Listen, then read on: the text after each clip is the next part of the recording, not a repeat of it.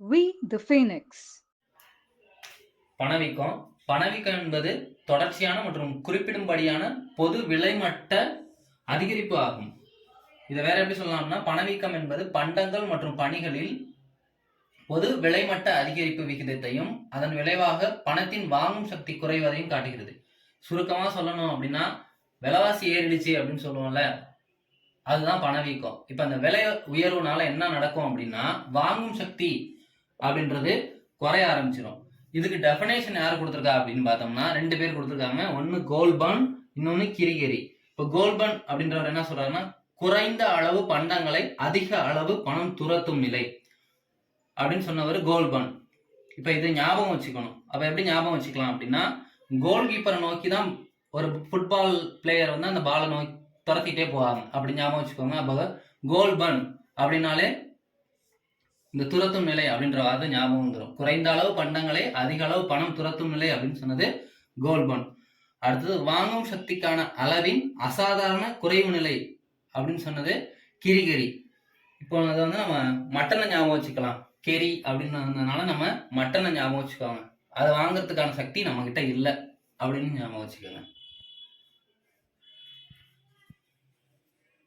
வேகத்தின் அடிப்படையில பணவீக்கத்தின் வகைகள் மொத்தம் 4 வகையா பிரிப்போம். ஒன்று தவழும் பணவீக்கம், நடக்கும் பணவீக்கம், ஓடும் பணவீக்கம், தாவும் பணவீக்கம். இப்ப இதுல தவழும் பணவீக்கம் இதை வந்து எப்படி சொல்லுவோம் அப்படின்னா, மிதமான பணவீக்கம் அப்படின்னு சொல்லுவோம்.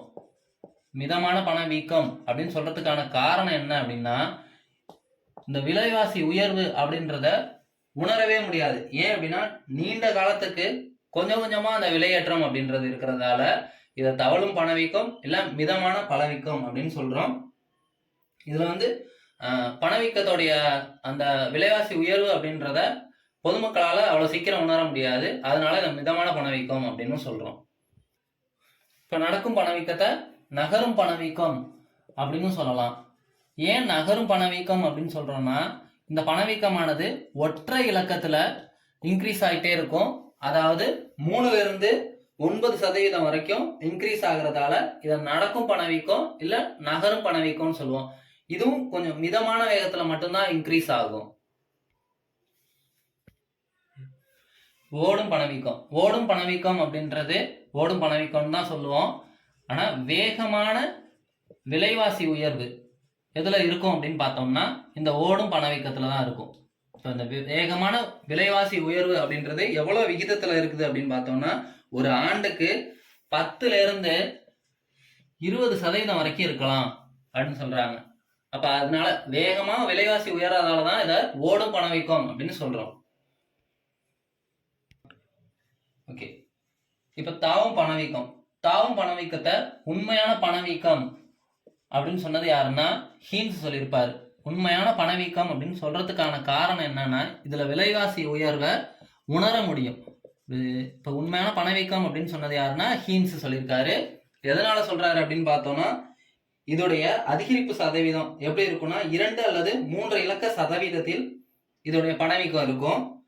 அடுத்தது ஒட்டுமொத்த பணவீக்க விகிதம் வருஷத்துக்கு 20ல இருந்து 100% வரைக்கும் இருக்கும். 20ல இருந்து 100 வரைக்கும் இருக்கும். இதனாலதான் இதை என்ன சொல்றோம் அப்படின்னா உண்மையான பணவீக்கம் அப்படின்னு சொல்றோம். பணவீக்கம் எப்போ உயர்ந்துச்சு அப்படின்னு பார்த்தோம்னா, ஏப்ரல் 2007 தான் ஜிம்பாப்வேல எவ்வளவு சதவீதம் உயர்ந்திருக்கு அப்படின்னு பார்த்தோம்னா 3714%. இதுதான் அதிகமான பணவீக்கமா இருந்திருக்கு. அடுத்ததா நம்ம தேவை இழுப்பு எதிர் செலவு உந்து பணவீக்கம் அப்படின்னா என்ன பார்க்கணும். இது வந்து ஒரு 3 வகையா பிரிக்கிறாங்க. ஒன்று தேவை இழுப்பு பணவீக்கம், ரெண்டாவது செலவு உந்து பணவீக்கம், அடுத்தது கூலி விலை சுழல் பணவீக்கம். இப்ப தேவை இழுப்பு பணவீக்கம் அப்படின்னா என்னன்னா, இந்த ஹெட்டிங்லயே இருக்கு தேவை.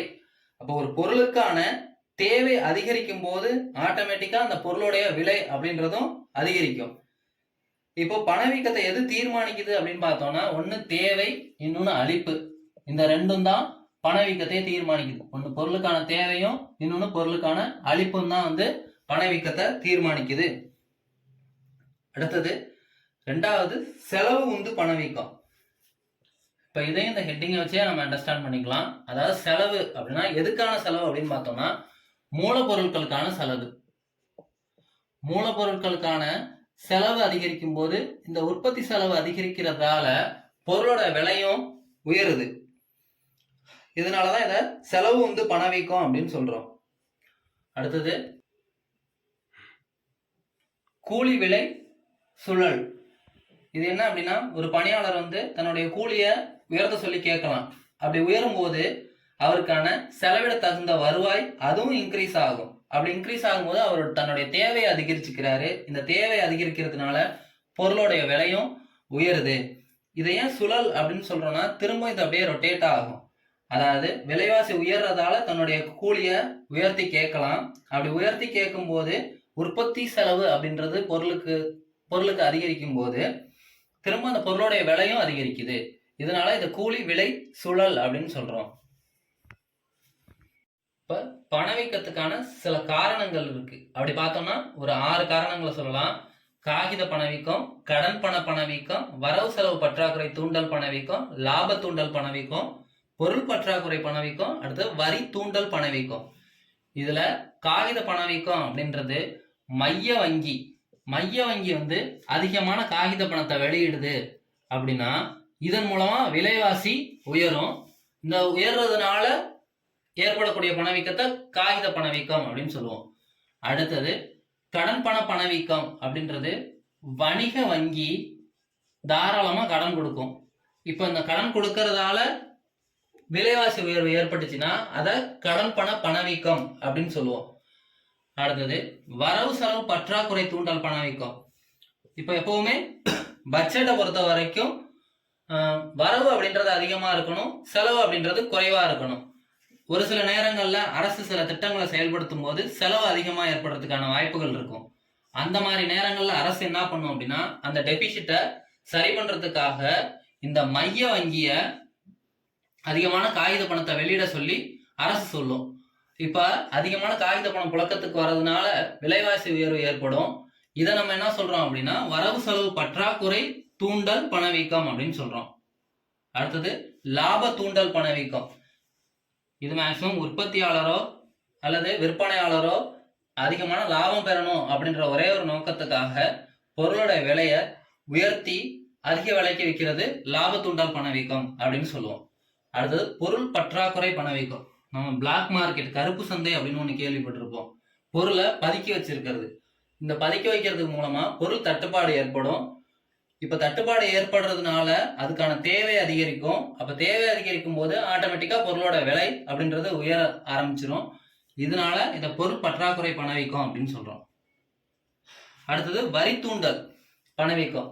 இந்த வரி தூண்டல் பணவீக்கம் அப்படின்றது மறைமுக வரியான சுங்க வரி, கலால் வரி இதெல்லாம் இன்க்ரீஸ் ஆகும்போது ஆட்டோமேட்டிக்கா பொருளுடைய விலையும் இன்க்ரீஸ் ஆகுது. எடுத்துக்காட்டு என்ன சொல்லலாம் அப்படின்னா பெட்ரோல், டீசல் இதெல்லாம் இதுக்கான எடுத்துக்காட்டா சொல்லலாம். பெட்ரோல், டீசல் இதெல்லாம் இந்த வரி தூண்டல் பணவீக்கத்துக்கு எடுத்துக்காட்டா சொல்லலாம். இத வரி வீக்கம் அப்படின்ற வார்த்தையிலையும் சொல்றோம். அதாவது வரி தூண்டல் பணவீக்கம் அப்படின்றத வரி வீக்கம் அப்படின்னு சொல்லலாம்.